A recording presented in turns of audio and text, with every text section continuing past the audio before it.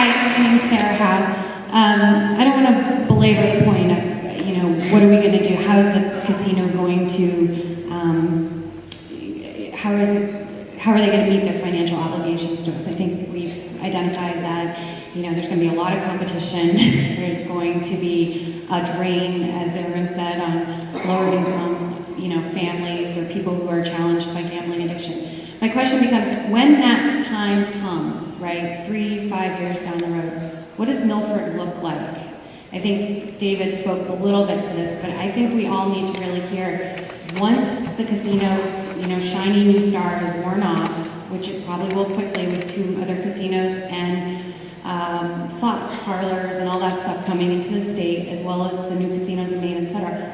What does this town look like? That's what I'm concerned about, having 2 young children that I want to send to school here.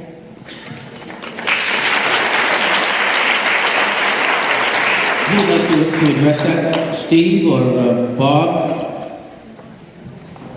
Well, Tom? yeah.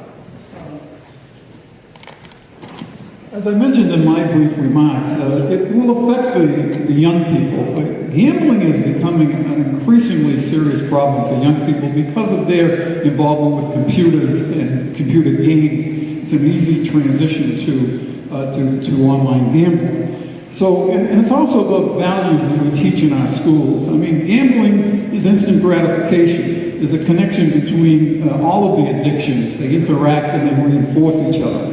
But the effect on young people is quite remarkable. As I mentioned in my remarks, gambling problems are surfacing in colleges and high schools now at a level that is frightening counselors. So I would hope those of you who are concerned with the schools, what are we teaching our young people about values? This is gambling is fun, smoking cigarettes is satisfying, drinking is satisfying. It's not a problem for most of us who gamble, but when you bring it in, then more and more young people are going to have more and more problems. It's going to affect the quality of the character of the community, and it's certainly going to affect the schools. I worked for 35 years as a school psychologist. I can guarantee that. And let me just add, you want to know what Milford will look like. Well, if you have 7-8 million new visitors coming in, there's going to be a lot more traffic. There's no question, both on 495 and on the local roads. That's common sense. You're going to have more crime, and it's not just in absolute terms, but the crime rate of casino towns is 84% higher than non-casino towns. That was a study, a 5-year study done by the U.S. News and World Report.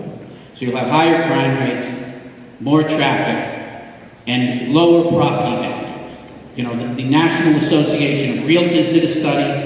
They did it to Springfield. They're a national group. They said property values will fall 5%. At least in Springfield. They probably will fall more here as we're particularly around where the casino is. There's a lot of studies that reinforce that. So I think our property values will fall, crime will be higher, traffic will be higher, and we will have some additional water issues given the finite nature of our supply and the increasing demand, not just from the casino, but from the normal growth.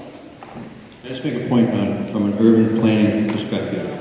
Looking at downtown, my own personal opinion is that the downtown right here is on the verge of, over the next 10 to 15 years, doing something very good and very significant and going through a lot of rejuvenation. I think if you bring this in, it will absolutely douse that flame, that flicker of hope that we have for the downtown. And right now, there are several restaurants that I'm sure we all patronize around here. You can kiss them goodbye because they're not going to survive. It just won't happen. So I think to survive in downtown, to continue doing the good things, the opportunities and taking advantage of those in this downtown, we want to do that and go in that direction, obviously. And so people out there, tell them to vote, kill this so that we can preserve what we have.